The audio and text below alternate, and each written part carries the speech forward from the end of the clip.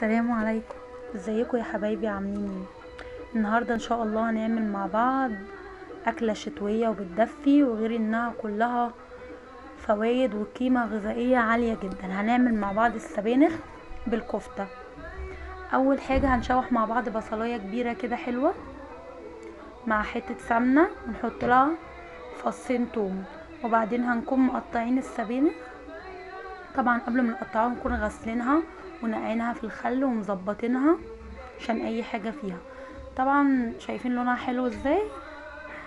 طبعا ما يغركوش الكميه دي كلها. الكميه دي بص هتبدا تنزل واحده واحده، هتبدا تقل خالص وهتبقى حبه صغيرين. ماشي. وبعد كده بعد ما تتشوح وتقل خالص هنحط عليها فصين توم محترمين كده. تمام. وبعد كده يكون عندنا طماطم فريش، نروح جايين حاطينها عليها ونسيبها طبعا تغلي غلوتين، وقبليها نحط طبعا البهارات بتاعتها ونظبطوها. وبهاراتها مش كتير على فكرة، فلفل الاسمر والملح بتاعك ظبطيه، ونحط مكعب مرق، واهم حاجة مننسوش رشة السكر. تمام. وبعد كده هنغطيها ونحطوها تاخد غلوتين مع بعض. وطبعا احنا قلنا هنعمل السبانخ بالكفتة، عايزة تعمليها باللحمة بالمتوفر عندك، ما توقفيش نفسك. عايزة تعمليها سادة برضو ما فيش اي مشكلة، هيبقى طعمها زي السكر. هنشوح طبعا الكفتة عادية ما فيهاش اي افتكاسة. نشوحوها بحتة سمنة كويس تاخد لون بس كده حلو مكرمل.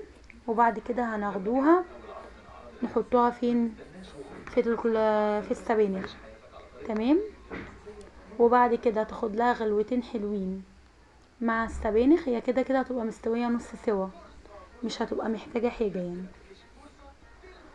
وبعد كده هنعمل هنا برضو هنقلبها تقلبتين. وبعد كده هنعمل احلى طشه للسبانخ، لازم نعمل لها، جربيها بجد وهتعجبك جدا.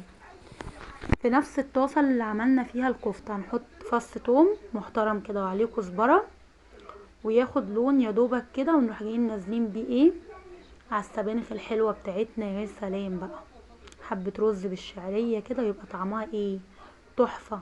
اهم حاجه متنسوش البهاريز بتاعت الكفته دي لازم تتحط طبعا. ولو حد عنده طريقه تانية ياريت يكتبلي في الكومنتات.